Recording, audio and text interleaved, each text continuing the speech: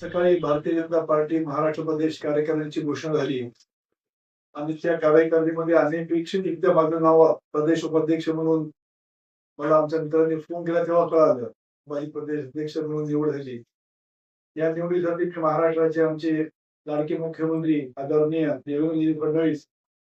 महाराष्ट्र प्रदेशाचे आमचे भारतीय जनता पार्टीचे अध्यक्ष श्री रवींद्र चव्हाण, महसूल मंत्री श्री चंद्रशेखरजी बावनकुळे, तसेच या जिल्ह्याचे खासदार माजी मुख्यमंत्री श्री अशोकरावजी चव्हाण, राज्यसभेतील माझे मित्र